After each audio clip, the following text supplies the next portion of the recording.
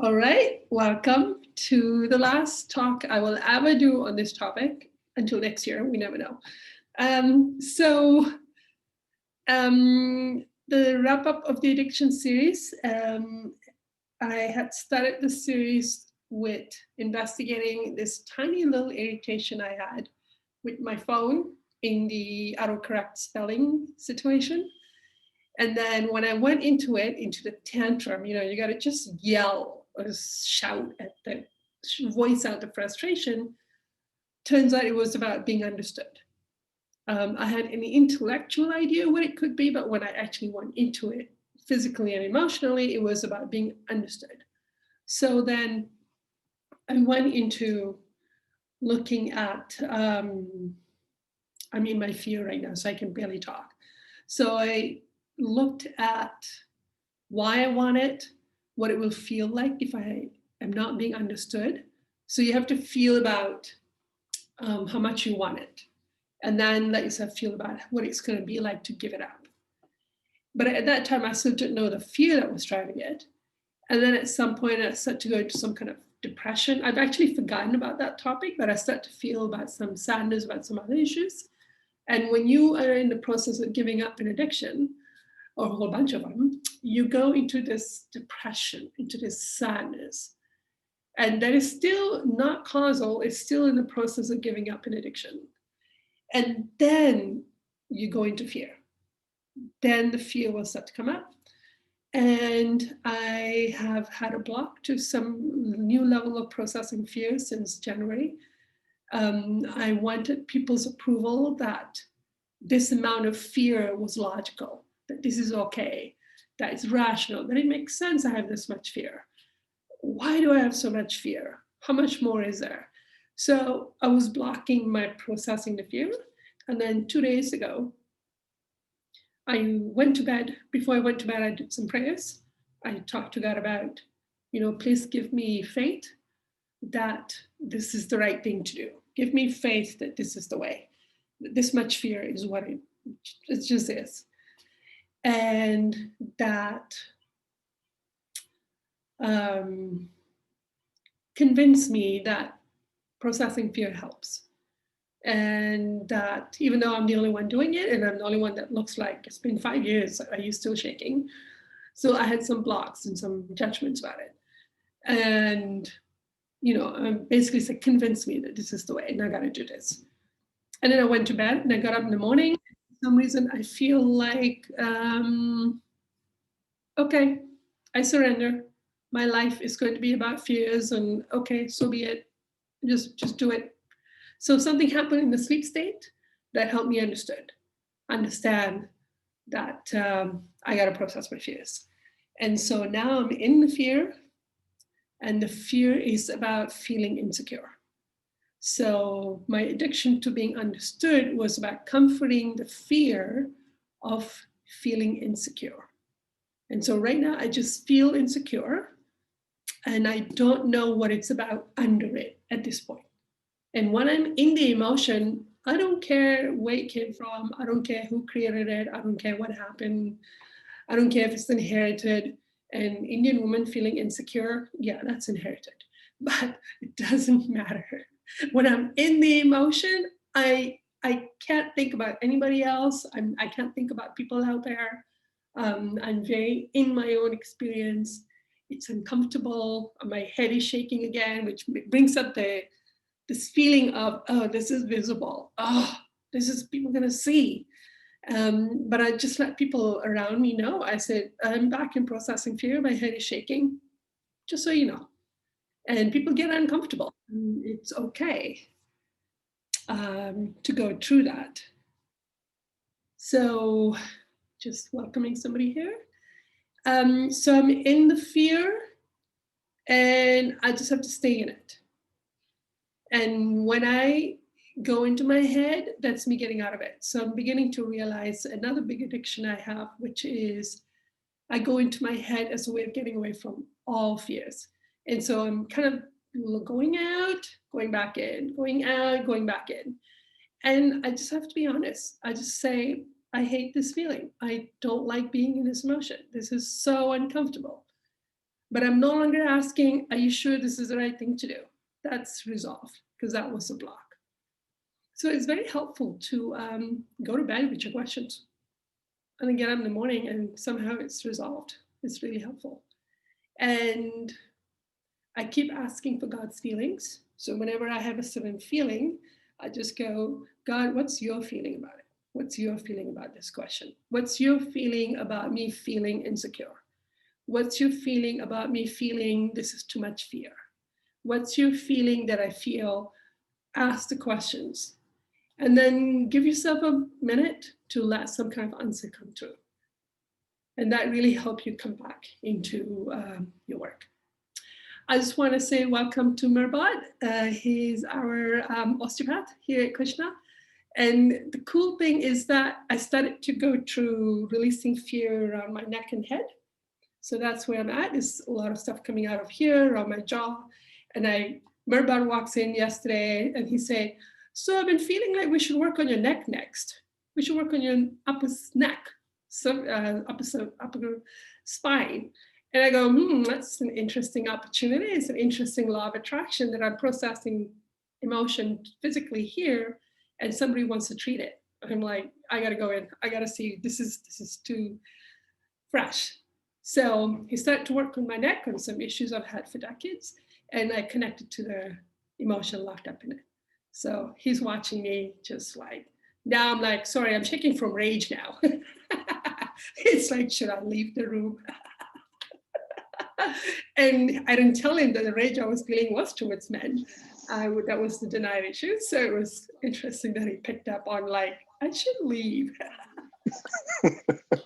Bless you, you just stayed with it. He's brand new to all of these ideas, so he's just going with it. Thank you for being so open. So that's where I'm at right now in processing my fear. And I've done enough work in releasing blocks to fear that when I get into fears, I just relax. And I don't know what it's about, and I don't need to know. It'll come up.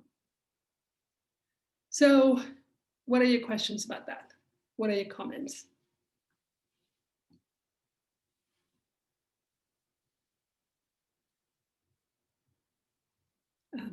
Go ahead, Sandy.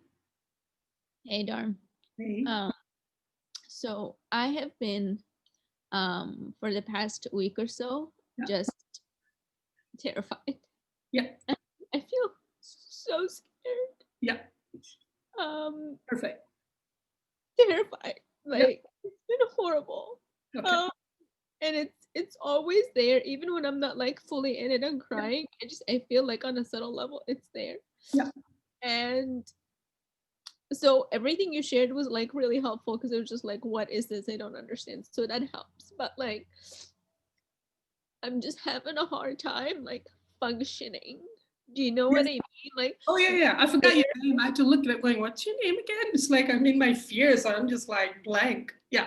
Yeah, I'm disorganized. Sometimes I just like sit there and like just paralyzed. Like I have all these things to do, but like not even like knowing what to do or where to start. When I start to do something, things get very like chaotic and messy, and then I wait till the last minute, and then I'm running late, and it's just total chaos. Okay. And so like, what do I do? Okay. Like I get it, like if this is what I need to feel, like it's fine, but like do you have any tips on how to like function with it happening? Okay. So what's happened is that in the past you were just numb to this fear. You've always been in this much fear and somehow deluded yourself into thinking you can function. Yeah. So that delusion is gone. You've always been in this much fear. It's terrible. And all you're doing is allowing the child to finally release that fear. And what you're feeling is, I can't function, I can't function, I can't function. So I would tap into that feeling. I can't function. I'm so scared, I can't function. Go into that feeling, and as you do, you'll start functioning. Because it's trying to trigger the next level of it. I can't function. And if I can't function, then my life will fall apart and terrible things will happen to me. Those are all reminding you that when you were feeling your fear as a child, things were very chaotic. You felt out of control and you couldn't function and you were judged for it. You can't be in your fear all the time. Get up and get on it. Let's go. Let's go. You got to keep functioning. You got to keep surviving. So you push yourself out of the feeling. But now you get to process that. And this past week, I've done more to act on my passion than I have in the past 11 months. Just by being in this fear, ideas are coming and I'm actually acting. So I'm having the opposite experience. But that's because I'm not afraid of the fear. You're new to this, so you're still feeling like, is something wrong? What's going on? Am I going to be okay? Those are the blocks to feel about. But it's so precious because right now you're under lots of addictions. You're going to get rid of many addictions if you stay in that fear. And to me, that's priceless. That's one of the faith I have, is that right now in this fear I'm feeling of feeling insecure, how many addictions am I not engaging? How many addictions are going to be gone? How much pain am I not creating now? That's precious. I want it. So there's a passion for like, oh, I really want this. And then, which come from understanding and time. And then there's the other side where I go, oh, it is so uncomfortable. And what you just did there, I'm so scared I'm crying. That's it. That is what you do. That is what I'm saying to God. I'm really scared right now. I'm just terrified. That's it. It's moving, it's moving, it's moving. That's all that's asked of you. So well done. In this group, we're going, dang, she's in. Yeah. And you can also pray, God, please help me function to do the bare minimum I need to while I stay in the emotion. Please help me do this. You can ask. See what happens. Yeah. Thank you. Other questions or comments?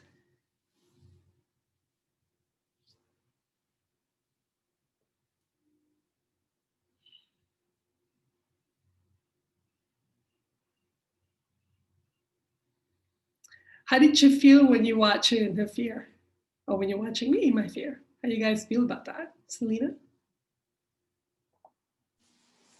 When Sandy was talking, I got images of when I did that to children that were frozen in fear. And, listen to me. We got to go. Why aren't you paying attention? Like saying, and they're like, just, when they're just frozen, like they're wide-eyed and like just standing there.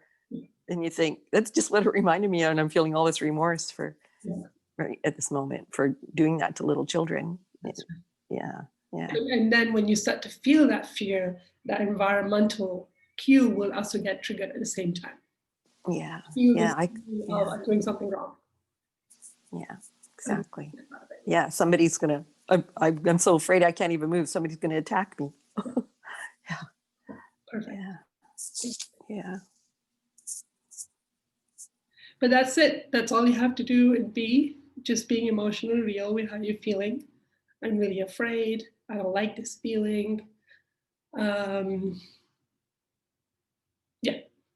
So. And then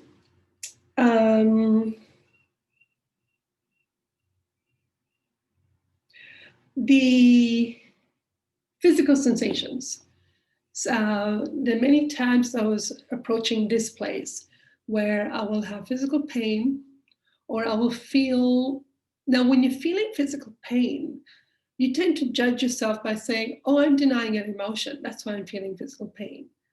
And I'm thinking, no, the pain you've been locked up for a long time is finally surfacing.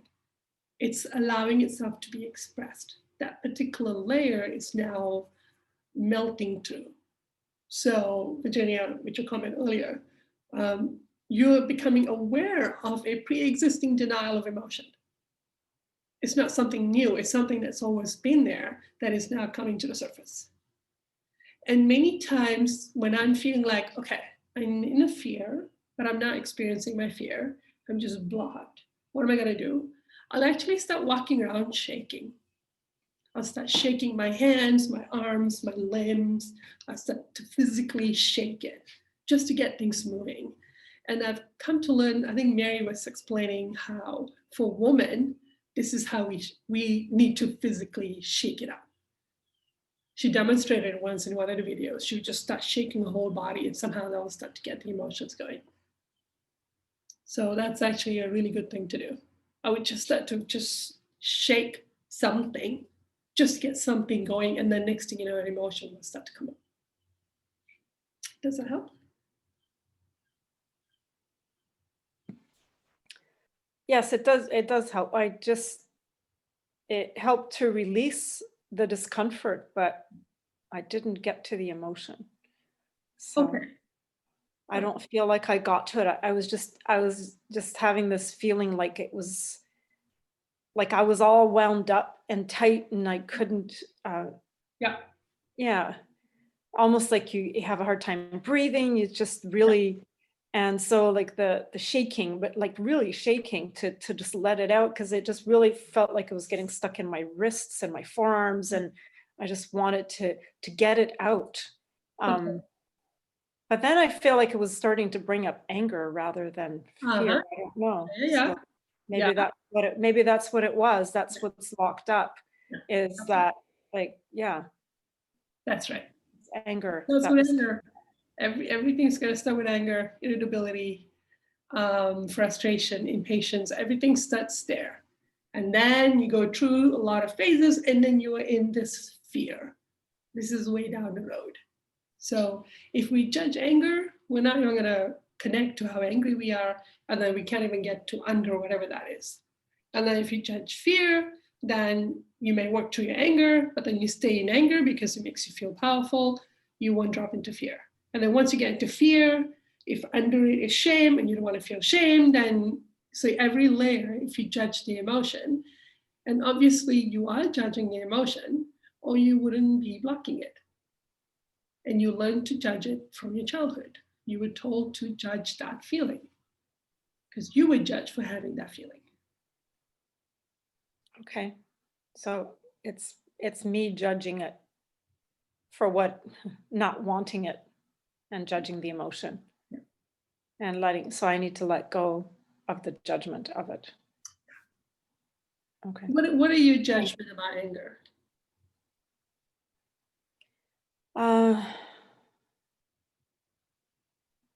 That it's that when I've seen people in anger, that they get out of control, Ah, they hurt people, they may break things. Like it seems so violent. It makes, and then the fear pops in. Like I'm afraid of other people's anger. well, So I can be afraid, I guess, of my own anger then as well. the fear is if I'm angry, I'll hurt someone.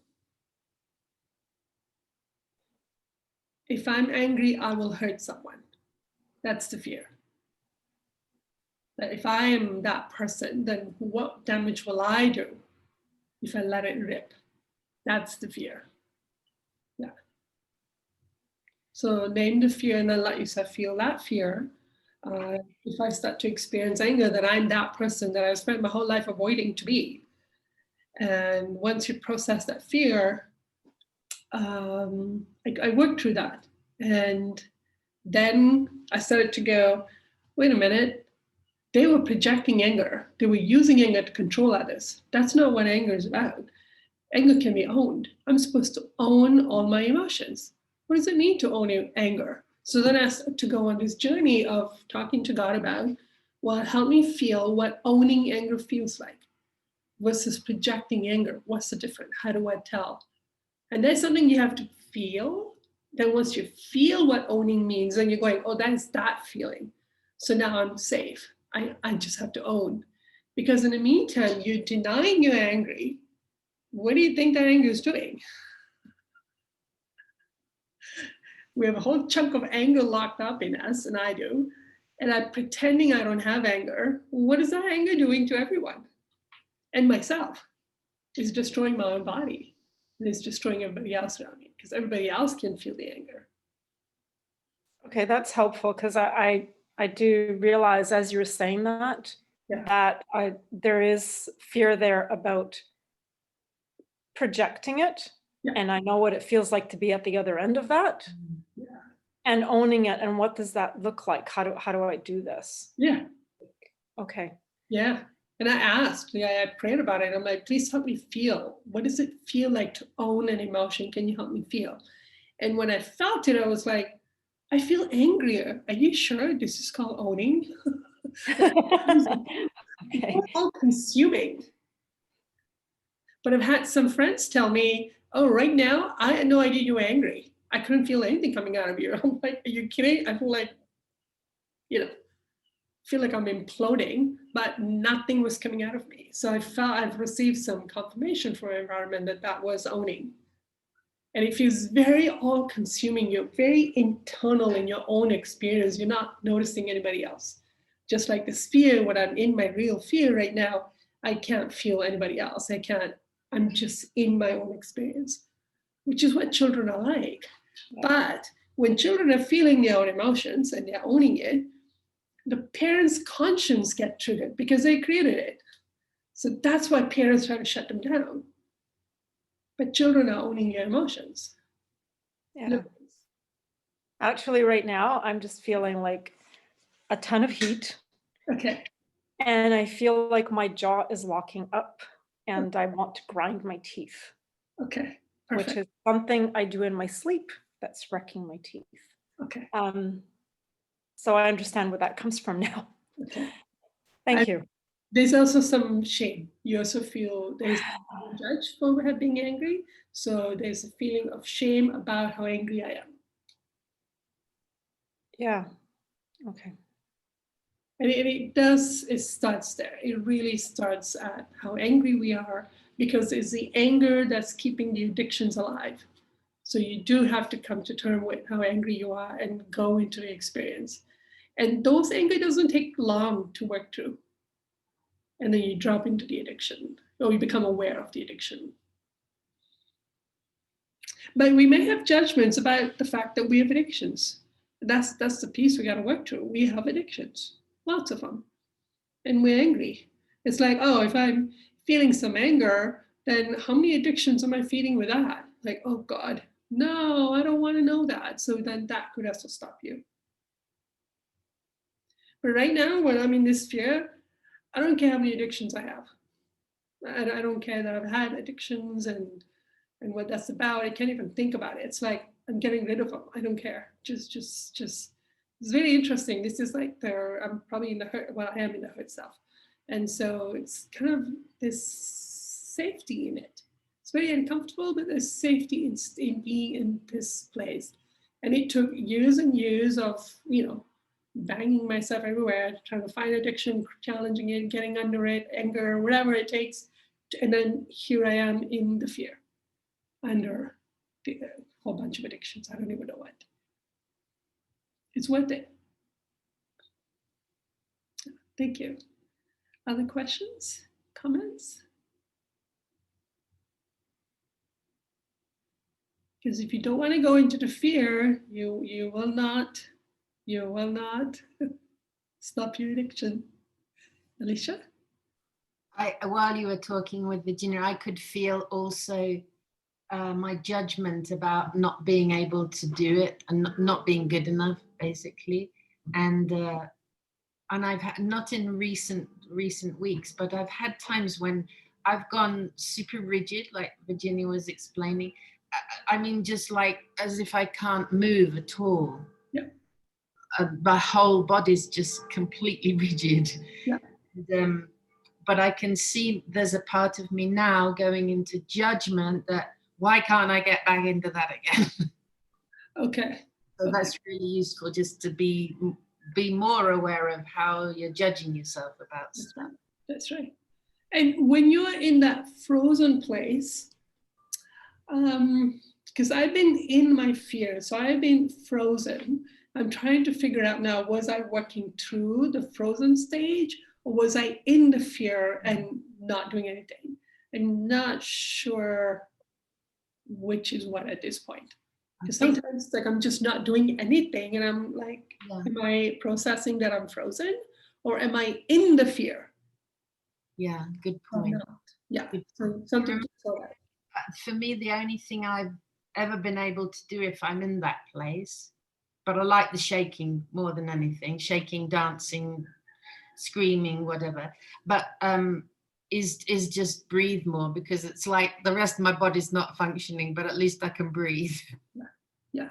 And if you can ask for God's feelings in that moment, that's what's really helped me in this past few weeks. I'm having a feeling or I'm being given some projections by spirits, and I ask, God, what's your feeling about this? What's your feeling that I'm feeling this right now? When I asked earlier, God, what's your feeling that I'm feeling afraid and insecure? And I started to feel grief. Right away, I started to feel some kind of grief come up about being rejected. And I go, oh, wow. Just like that, the feeling I was given the grief. So that was really helpful. Yesterday, when I asked, how do you feel about how much fear I'm feeling right now? The fear got stronger. And I go, that's an answer. Okay, more. So that is a really good question to ask. Like you can confirm minute by minute by minute. What's your feeling about this? What's your feeling? What's your feeling that I feel this? What's your feeling that this is my thought? And you will get an answer. Yeah, great. And actually, even just this last couple of conversations now with you, I can feel my jaw also. I can feel everything like bubbling up, which is great. Thank you. Yeah, there's a lot of help available once you start going into these phases. A lot of help. And a lot of the objections, experience your objections, whatever they are, working it out. But only when you wake up to your addictions and the damage is done will you have the courage to keep going.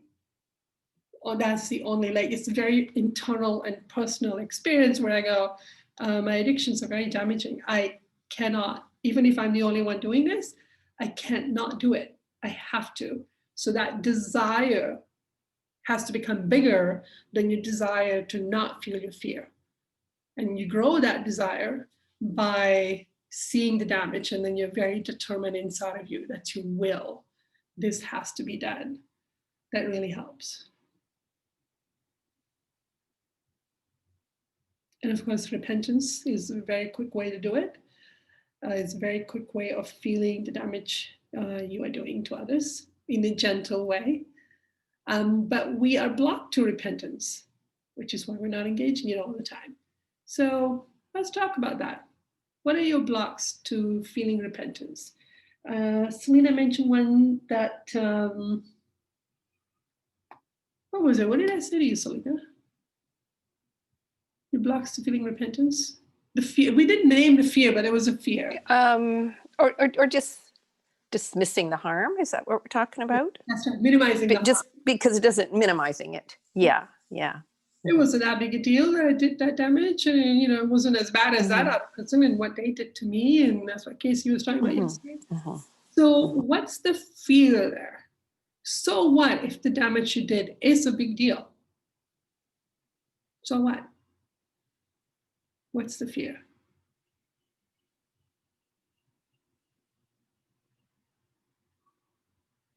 Virginia? That I may have done greater damage than that was done to me. And therefore? I feel like that's just like some ugly thing. Like it just, I'm just totally disgusted by that fact that I've just turned around and did more, Okay. did worse. So that's how you're going to treat yourself. You're going to treat yourself very terribly, knowing that. You're going to go into self-judgment and self-punishment. But what's that about? Turns out you've done some worse damage than what was done to you. Well, that's what you think. So what? I feel like I'm a worse person. I've become a bigger monster than the monsters that hurt me. Okay. You know what I mean? Like that's, yeah. So the fear is, I am a terrible person. Yeah, I became that person, the person that I didn't like. Okay. I didn't like what they did. Yeah. I ended up turning around and becoming them.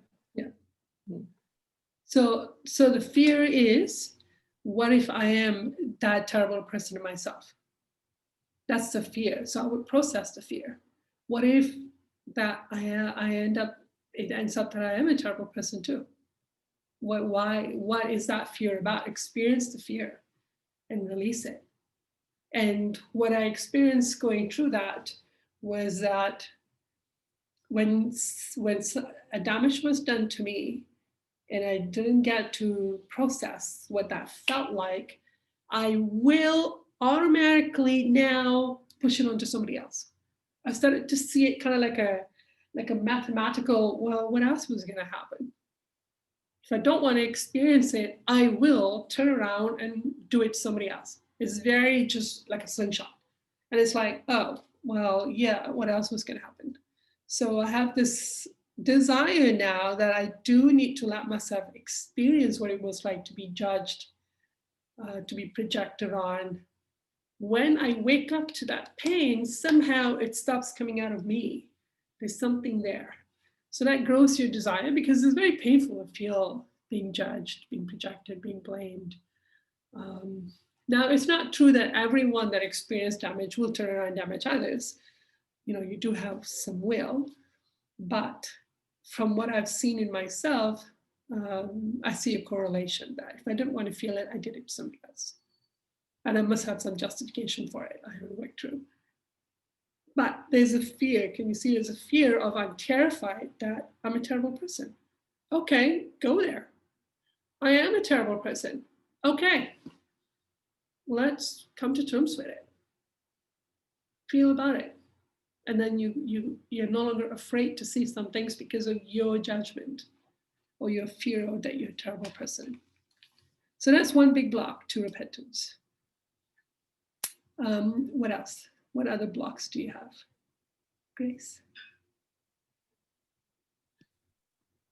Kind of adding to what Virginia was saying about not wanting to feel like I'm a terrible person is like, I'm a terrible person, so I deserve to be punished. Yeah. Also, there's a fear that like, I'm such a terrible person that there's no redeeming me. There's no coming back. So like, I don't even want to look at it because it's like, I've done something so horrible that there's no forgiving happening. I don't deserve it. Yeah. Okay. So when you start to expand on what that fear is about, then you start to come across all of your justifications about that fear. So I am irredeemable. I am beyond redemption was something I felt for like a good 2 years. It was very, very confronting. Like I really believed that I am irredeemable. I cannot be forgiven, which is what the childhood experience was. Because right now I'm going, oh yeah, I felt bad. What happened to that feeling? Thank God that's over. So it does disappear at some point, and you start to feel God's truth about it. Remember, you have to release pain in order for truth to enter. You have to release it, and then truth enters you, and then you're going, oh, okay. And now one of my biggest prayer when I'm working with people, working with spirits, my prayer for them is that you've already been forgiven. Seriously, truly, you've already been forgiven. It's already done. Please receive it. That's the gift I want to give others, to reassure them, to give them courage. So something has shifted around that, but that was pretty dark to feel. I'm beyond redemption, which was actually something I was told as a child. I'm that one wicked child. I'm that one terrible person. I will never be redeemed. I was actually told all that and projected that. So now I need to forgive the people that did that to me. Anita. Yeah. Hello, can you hear? Yeah. Okay. Yeah, I have fear about feeling what I have done to my children, especially to my daughter, because I can identify with her, and that it will lead me. If I feel her pain, I will start to feel my pain from my childhood, because I don't want to. I don't want to go into my childhood. Bingo. Yeah. And all of our fears are about, so far in my experience, all of my fears are about not wanting to remember. I Yeah. don't want to remember. Yeah, Yeah. that's beautiful. So I would say continue feeling that. I Yeah. don't want to feel the harm I've done because I don't want to remember God. I don't want to remember what happened to me. I don't want to remember. Stay in that grief. And right now, a lot of my tricky places are that the memories are coming up. And I go, oh God, seriously, you're going to make me go there. You're going to make me remember that. You're going to make me process that. If you remember last week, that's when the sadness started to come up for me. My depression came up. When I go, I'm going to have to remember all of that. How am I going to cope with that? And I start to feel depressed. And when I went into the depression, then I start to feel, oh, that's the depression I've given my kids. I'm going to have to process that. So I am in that in-between place of, I can't cope remembering, but I can't hurt people anymore. So I'm in that spot, but what I'm realizing is that in that spot are emotions to process. And as the emotion is released, suddenly you're kind of going, oh, it's just a memory. Something gets released. So if you try to fight through the block, you can't win that. But if you just experience the block and don't worry about the memory, just don't worry about the memory. How am I going to remember? How am I going to, don't even think about it. I don't want to remember. It feels terrible to remember. I cannot cope. I cannot go through that again. Just stay there. Leave the memories alone. Just release the block. And then something changes for you. Thank you. Yeah. Because when you refuse to go back into the addiction, then the tension grows. The tension grows, the desire grows, some kind of breakthrough starts to happen, the support starts to come around you, the help comes to you. You can actually ask to be given courage. You can say, God, can you give me courage? And God can pour that into your soul. You're given the substance of courage. I've asked recently, can you please remind me what faith I do have? What do I have faith in? Help me remember so that I can passionately engage my faith. And the faith I had that came back to me recently was that God will come true for me. God wants me to heal. That was it. I know I can feel God wants me to heal. I have faith in that. And so in that faith, I'm willing to move forward. And a lot of times when I had this big block to remembering, I don't want to remember. And I was doing a lot of spirit mediumship in the Robin's mediumship group. I'm channeling the spirit so I can feel what they're feeling. I can feel. And then I was also starting to do a lot of healing work with spirit for myself, connecting to my gift of healing. The spirit is stuck in a certain condition. They're stuck in a certain pain. And then I'm praying for them, like, how can they shift? And then suddenly memories start to come up. Like they're completely disconnected from the memory. This memory came up. And the moment they remembered the event, their guides came and took them, saying, thank you, that's all we needed from you, we got it. And it's like, oh, is that all that needs to happen? Yeah. Once they remember, we'll take care of helping with the rest of it. And so I was blown away. I was like, they only have to remember, and just that was enough to completely flip the game. And all their guides came through and said, it was almost like, okay, now we can go to the hospital. We've got this, we can take care of the rest. They just needed that one piece of and they were just having a memory. They were not processing their emotions. They were not doing anything. They were just willing to just remember, oh yeah, that happened to me. And that was enough to engage a whole other level of healing that's well established. And then our spirit guide steps in and they take care of the rest. So just having that flash of a memory is enough to switch it. So that grew my faith that there's something about just remembering for like 3 seconds, something, and then going, I don't know what to do with the rest of it. But that's fine. You broke through. Yeah. So Sandy made some comment about, and Jess, if I'm a terrible person, no one will love me. That takes you to that next fear. And who's going to put up with this mess? Who will put up with me if I'm this messy, if I'm this terrible? Both of you were saying similar things. Okay, I am unlovable. The fear I'm feeling right now is I feel insecure and no one likes me. That is what I'm feeling. No one likes me. I feel unlikable. And when you're in the feeling, don't act on it. Don't go, oh, well, now I'm going to like delete all my friends and I'm going to like just like, well, that's it now. No one's going to like me. And now I'm just going to pout and I'm going to react. No. You're just processing an emotion. Don't make decisions in these times. I'm a terrible person. Well, I'm just going to go and live in the woods now. No, that's just a 20-year tantrum, please. Anita?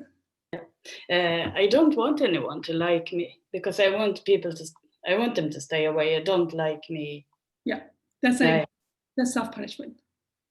But because I don't want people to come near me, like self-punishment. That's hatred turned inward.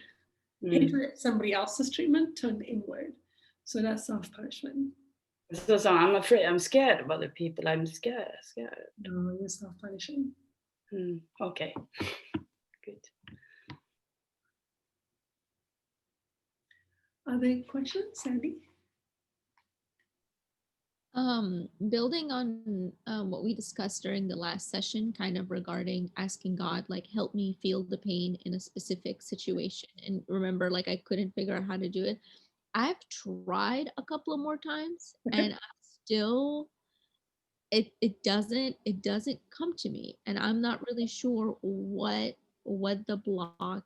Okay. So 2 things. One is, don't ask God, just say how you're feeling, like what you did earlier. I'm so scared, and you start to cry. So just go, I'm really blocked. This is how I feel. I feel blocked. I feel chaos. I feel I can't function. Just stay in the feeling and you'll be helped. You'll drop through.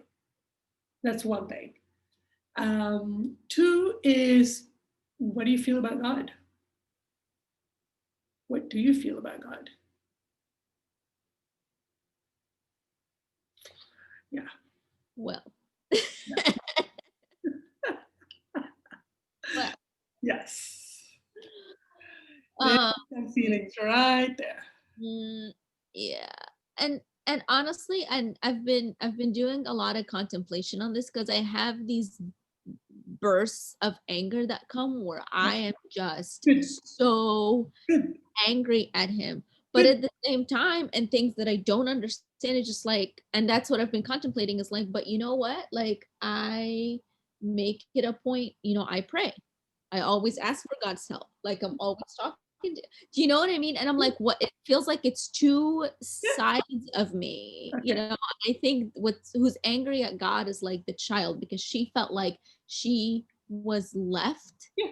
And he just like wasn't there. He wasn't there. And a few days ago when I had one of those tantrums towards God, I was just like, show me, because I feel like you weren't there, but like I know you were. So like I want to feel, show me how you were there. Okay. Okay. So relationship with God is about emotions and about truth. So you got to be honest with how you really feel about God. And I had a 20-year rage rampage towards God. It took 20 years to burn through. So you go into, that is the one place, for some reason, I feel safe to be livid, to be explosive, to be real. It just comes out raw and real. And it has really, really helped. So for me to have the relationship I have with God right now, it all started with the anger. And when I talked to God about, one time I asked God, what's my biggest block towards you? God actually showed me this child anger towards God. And I go, oh God, I'm still mad at you more. I'm gonna have to go be mad. Okay, I'll be right back. Like, okay, I love you. We're good friends now, but I'm gonna go be mad with you and I'll be right back. So you have to release those emotions so that you can feel a lot of the repair work that God is doing very, very beautifully right now with me is repairing my relationship towards God. All of the spirit work, mediumship work, everything I'm doing is slowly showing me like, oh, look what God is doing for that person over there. Wow, God is good. Slowly, gently, I'm like, God has a whole plan of slowly repairing, because to God it really matters that our relationship is repaired. My faith is restored. And so I have to feel the real feelings about it. But then God is also very actively involved in repairing and giving truth about how God works. So I feel like the more actively I engage in that emotion, the more things are fixed and changed. But you have to be real with how you really feel, and it's okay. And keep praying, keep praying.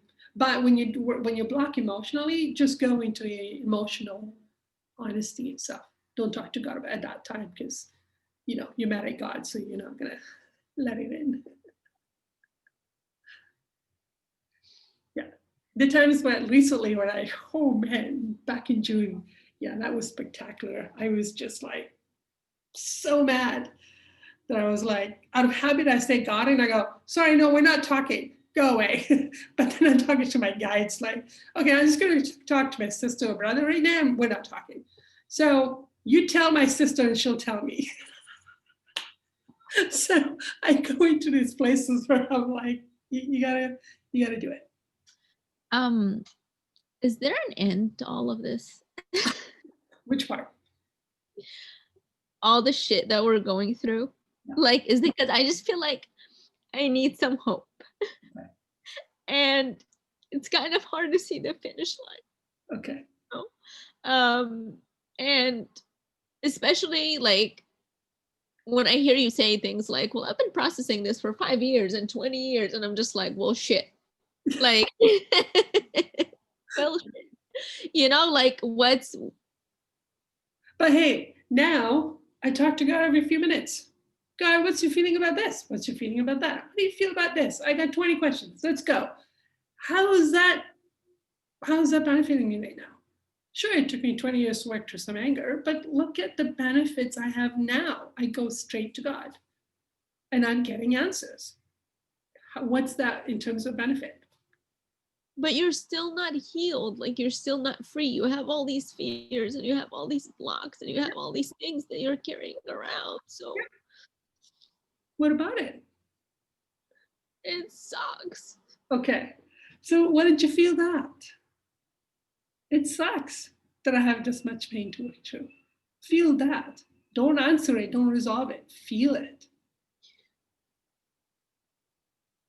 Because right now I can try to give you hope, but what you're feeling is despair. So I'd rather you get rid of despair. But then ask your guides, because our guides have gone through exact similar thing. So ask them, what was it like for you? What can you tell me now about you having to go through that process? Because our guides went through it for a very long time. They didn't have truth in them. So they didn't even know to ask. They didn't even know to repent. They didn't know all these things that we're learning right now. So it took them so much longer. Some of them have done really terrible things and they spend hundreds of years in the hells. How do they feel about it now, looking back? Would be what you want to ask. Is this not hell? Like, it's probably one very good, pretty version of it. We're still on Earth, right? We can still see sunsets and we can still eat food. And yeah, we're very, very lucky that we get to learn this while we're still here. But you get to feel what you feel about it. You get to feel it. You get to do it. But I don't want to take you out of the feeling of despair. That's an important feeling to process. And well, one of my biggest faith right now is that each of us are authentic beings. Each of us are original, one of a kind, or half of a kind. of beings, and we're it. We are just, that is that one representation ever in the universe. So the way God has designed us is that we're irreplaceable. We are that one, that the universe is not complete without it, without us choosing to express it. So we being here now in our authentic nature is all we need to be the solution. You're here now with this unique person and being that you are, one of a kind. It's no mistake that you're here now. You already carry the solution. You already are the solution. And if your desire is, I need to be that authentic person, then you will be curious enough to release this inauthentic, because addictions are false, facades are false. That's not your real self. And then you find the hurt self and you're going, whoa, that's a lot of pain. But at least it's still real. It's still unreleased injury. It's still real. And then somewhere in there, you start to get little rainbows coming out of your real self, starting to show up. And all you have to do is be your real self, and it's automatically a solution. Your very being is your solution to whatever's going on in the world. And you will feel very, very good in expressing your real self. But along the way, you're going to learn so much truth about, well, just about everything. And so you become very solidified and very centered that I will express my real self. I cannot not. I will. I insist. So by the time you get there, you're pretty solid. You're expressing your real self, and it becomes a gift to the world. Because by that point, you just want to give a gift of who you are. You're not even too big in receiving it, because whatever you're looking for, the best version comes from God. So you're good internally. That's beautiful. That's worth going for. So I'm really curious. And my fascination with everybody else that I meet is I'm fascinated with your unique qualities. I want to know what it is. I love fostering the opportunity for that to emerge from you. And curious to see how that is a gift. And there's no need to be competitive. There's no need to compare yourself. You're one of a kind. Nobody else can be you. Only you can. It's really cool. I like that system. There's a freedom in it. And you get to decide how to express it. So that authentic person is worth discovering. What is this thing you have that only you have in the whole universe, never to be repeated? It's kind of cool. Jess?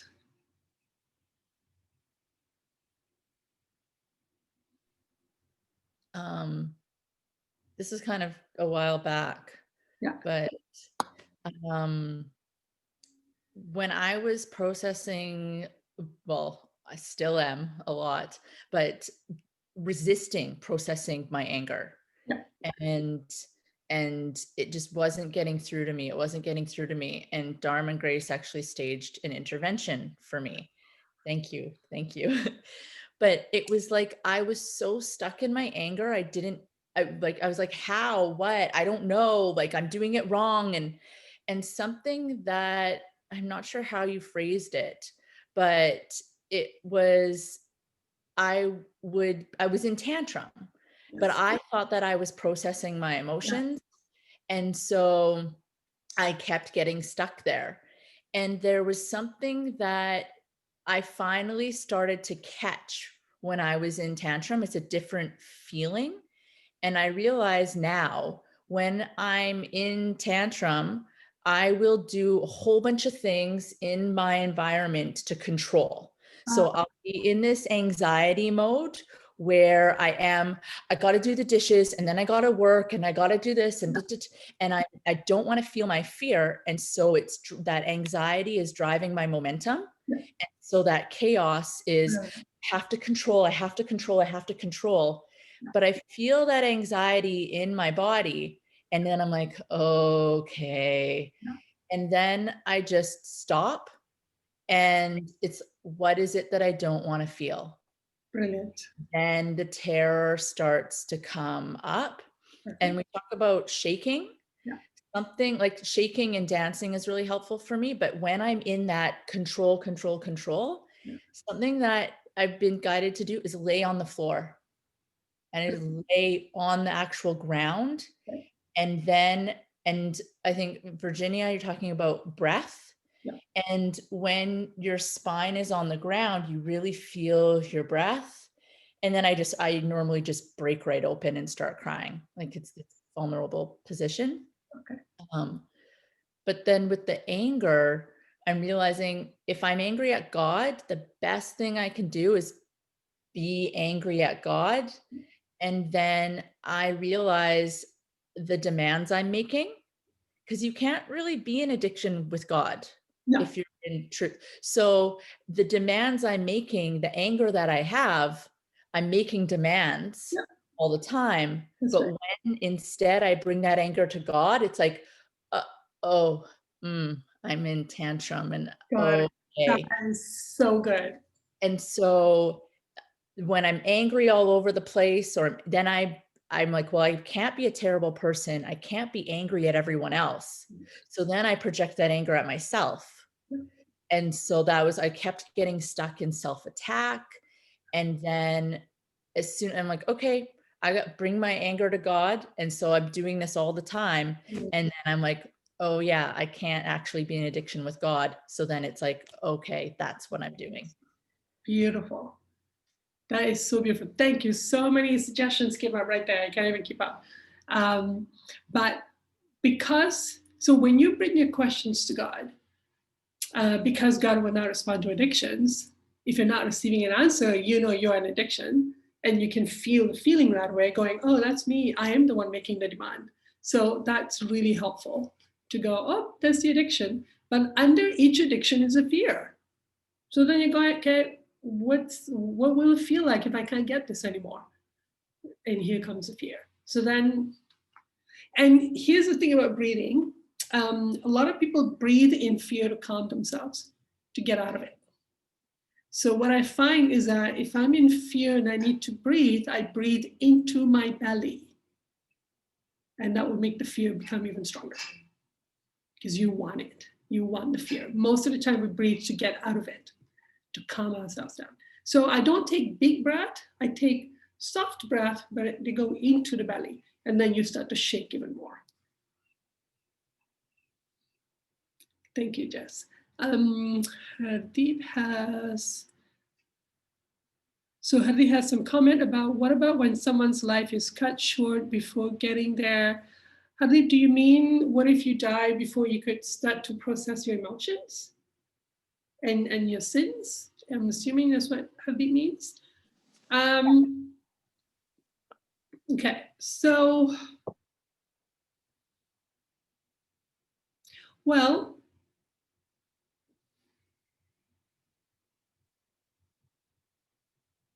I have a lot of sadness about it. I have personally a lot of sadness about a lot of our brothers and sisters that are stuck in the dark place, that are in earthbound condition. It brings up a lot of compassion in me that I get to have this opportunity to grow now, but a lot of people didn't. I do know that the assistance given is overwhelming amount of assistance. And that we here who are still on earth can really help those that's passed, but didn't get certain truths to enter them. Like those who are around right now, watching, listening to this, they're around a lot of us that when we're praying, sometimes when we're in our emotions and we're praying, they can see something coming in to help us and they're kind of going, what's going on there? This person just had an emotion and just prayed and something just happened. Can I do the same? So there's a lot of help available. But I think self-judgment keeps us in a dark place for a very long time. I think a lot of spirits are on us right now. They're not asking for help or letting it in, just like what Anita was saying. It's because of the self-judgment. Because you've done some things that you've done, and then you're already on the penalty, and you're already in the correction, but then you discover what you've done, and now you've added some more on top of it. and there's no need for it. It's already acting on you. You're already in the correction. And when we let ourselves feel, I've been in addictions, I've done damage, and usually you will feel a desire to do something to correct it. Usually something in you will wake up. So for parentings, I have a very strong, clear desire. When I'm working with parents, I'm very clear with them, you are harming your children. It's just, you cannot stop me from saying that. I don't care what consequence comes to me for saying it, I will say it. And I'm going to start doing more videos and talks about what it's like for a parent to come to terms with it. But once you come to terms about something, you will feel a desire to do or act in a certain way to correct it. And if you see the correction as a hospital, I've done terrible things, I've earned a lot of pain, and now it needs to be corrected. My soul is sick. It's sick with sin, and it needs to be healed. So if you see hell as a hospital where you can go and say, please heal me, then you don't feel so terrible about it. You don't feel it as a judgment, you see it as a therapeutic treatment or intervention. So that would be my answer to those who passed without learning about the system or not wanting to. And a lot of spirits around Earth right now are those who want to continue, who are still so angry they want to continue projecting their demands through us. So we need to have very clear focus and passion and desire. We need to be in our own passion so that we can't be used by others. I hope that answers your question, Habib. Did it? Yes, thank you. Okay. Jess? I'm wondering about this picture of hell, because it's come up a couple times, but like, I know that I don't have a religious upbringing or anything, so I have all these weird little bits and pieces from art history and TV, and none of it's truth. And so like the idea of hell being this place where you're either this binary, you're good or you're bad, heaven or hell. And then you go to hell and then you're there for all of eternity forever. So With the feeling of I'm irredeemable. That's where you start to put yourself in that section. So you use the vocabulary, the hells, plural. And I'm like, okay, so there's more than one. And also, okay, if it's a treatment center, then you're not there forever. It's like, okay, you're there, and then you're peeling back the layers of the onion as we're doing, and then you can ascend into different spheres. Into enlightenment, to becoming at one with God. Right. All so of there's that. hells and God and spheres. Yeah. And you can just keep climbing up until you're at one. One time I was feeling this grief that if I were to die now, I would end up in hell. And I felt my emotions and fears, and I was crying about it, that, you know, that this is what I've done, that this is what I deserve, that.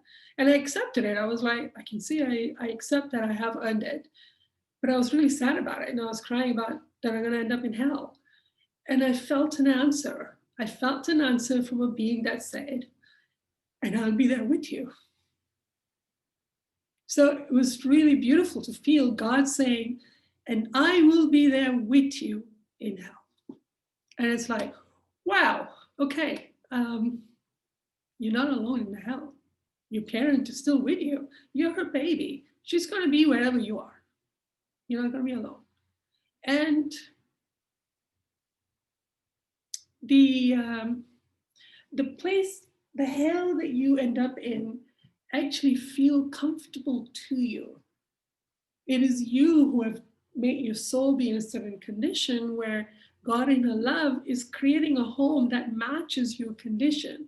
That is where you will feel most comfortable yourself.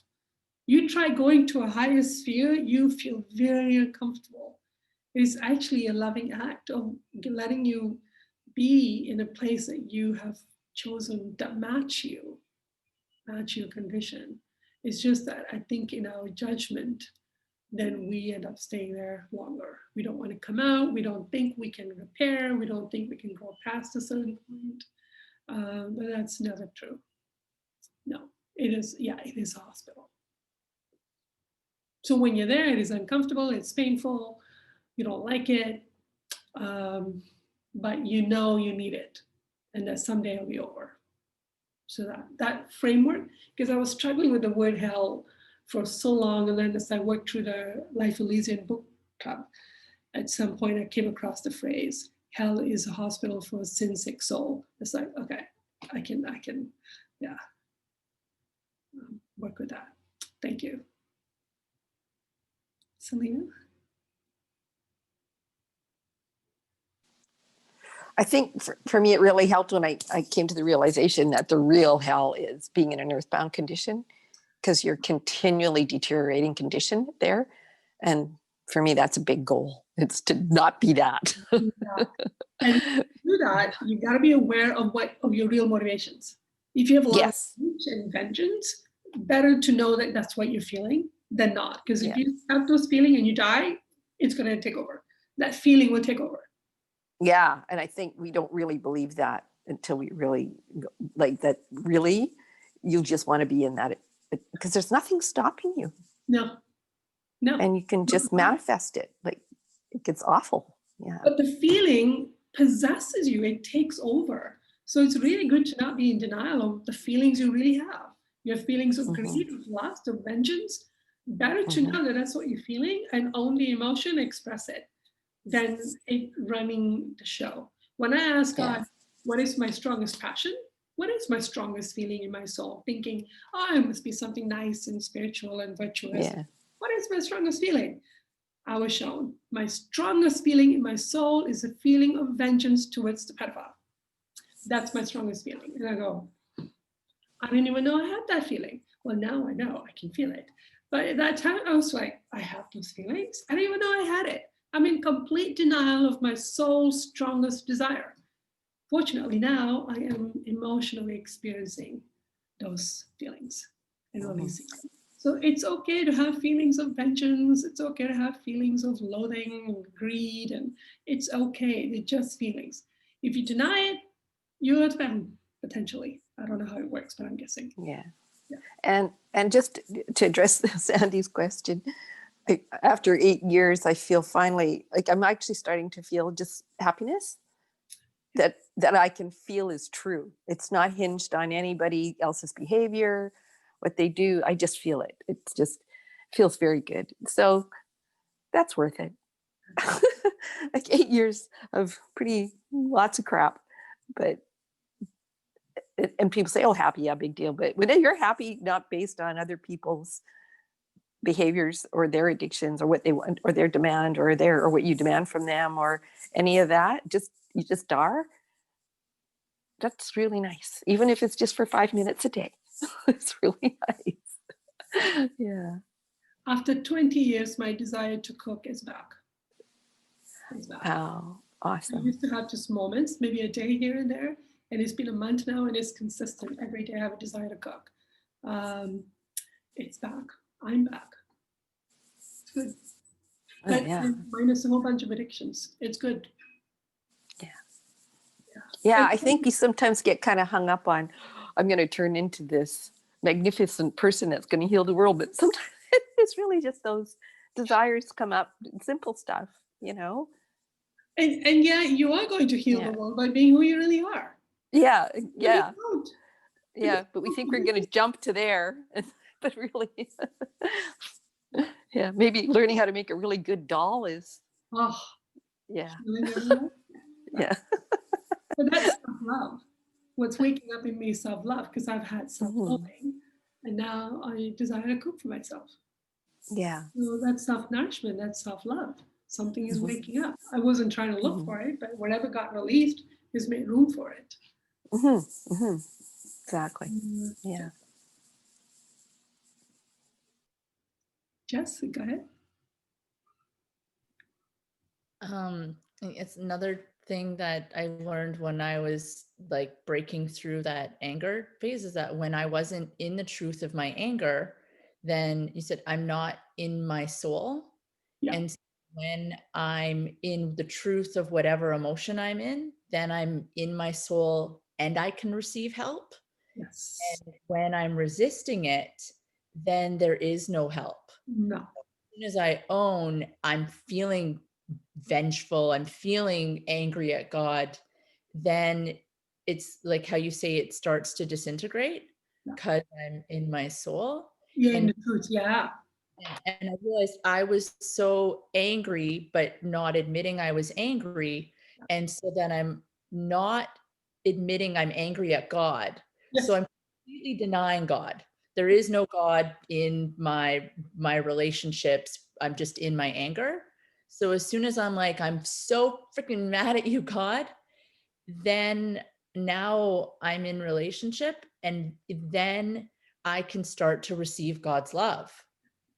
And that, so in my anger, in my darkest emotions, in the most pain, the stuff I perceive as the most painful, I'm actually able to receive that love. And so even though it's like there's so much shit and there's layers and layers and layers of it and it feels like forever, when I stop pushing it away, I'm at the same time receiving God's love, which is the thing that the at the bottom of all of our addictions, that's what we want. And so it's kind of like they don't cancel each other out and you still have to feel it, but it's there. And so it makes it worth it. And then I learned slowly to start letting God in, even though I'm still so freaking mad and it comes and goes. And then there are these beautiful moments of miracles that happen, like holy, that's real, that and like beyond what I could ever imagine, because I'm finally just little cracks are opening up to let God in.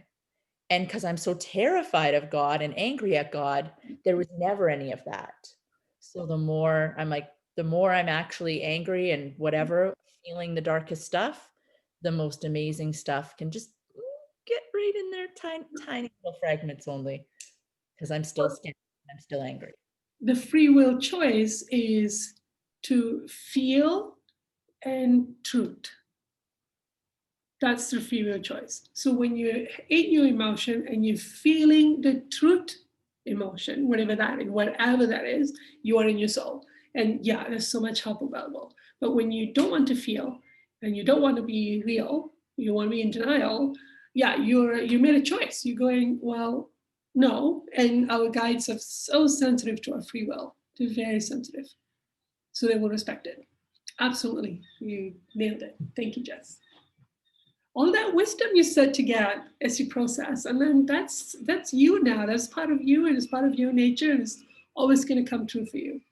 And then you also get to share with others. So don't be in denial of what's really there. Don't be in denial of all those emotions that you judge. They're just emotions to be felt. And when you are in that in-between phase of awakening to addiction and still connecting to your fear, it's a terrible, terrible place. And the only reason you're going to keep going is if you can see the damage it really does. That's the only thing that's going to, for me, that's kept me continue leaning in, quarter inch at a time. It's very, very, very difficult place to work through. So you need to find for yourself what will keep me going through that place. And then you're going to come across all of those self-loathing, self-judgment, self-punishment, all those justification, all those pieces are going to be there. And then you get into fear. And once you get into fear, you're on your way. So that was the goal of these 9 weeks. And you guys being super troopers, being honest. And now this is all going to become public resource for everyone. So thank you. And I just went back and watched, we did an intuition workshop in June on fear. So basically we asked our guides questions about fear. That was in June. I recommend that you go back and watch that one.